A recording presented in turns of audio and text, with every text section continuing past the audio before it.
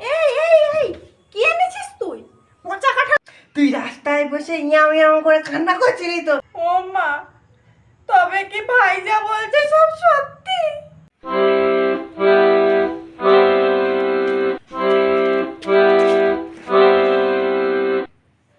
এই কটাই ছিল আর নেই গেছে কাঁঠাল? আরেকটা আছে, নিয়ে আসি, যাই।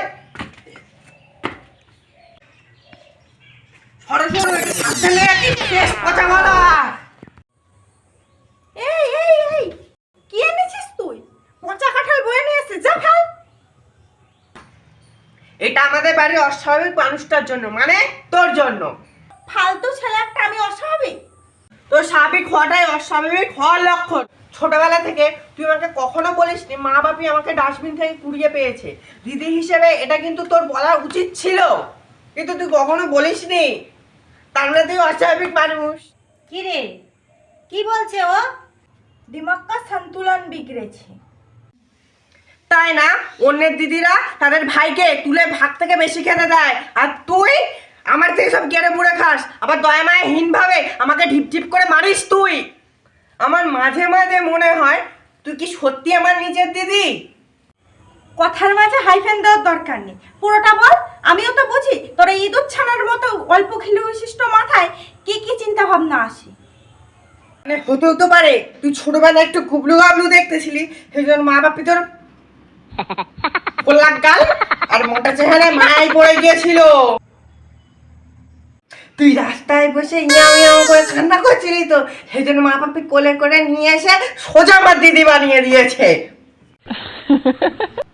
আরে বেচারা, না হয় এতদিনে তো তোর অস্তিত্ব সংকটের মুখে পড়তো।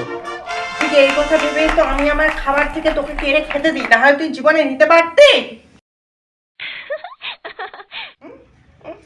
মা, তুমি কেন কোনো কথা বলছো না? হাসছো কেন তুমি?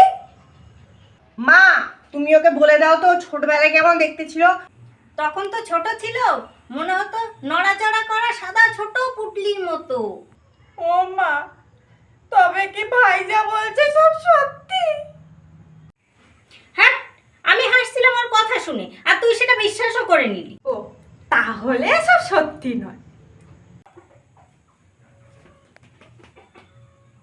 যা, থালা নিয়ে আয়।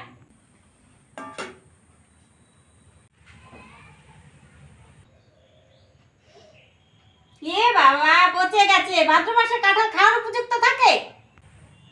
ভাই শোন, আমার কাছে একটা বিজনেস প্ল্যান আছে।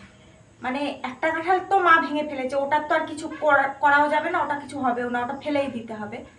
বাট বাকি যে দুটো আছে, ওই দুটো যদি মনির মাকে বিক্রি করা যায়, মানে কিছু পয়সা তো আসবে। তুই আর আমি চানাচুর ভাজা খাবো তাই দিয়ে।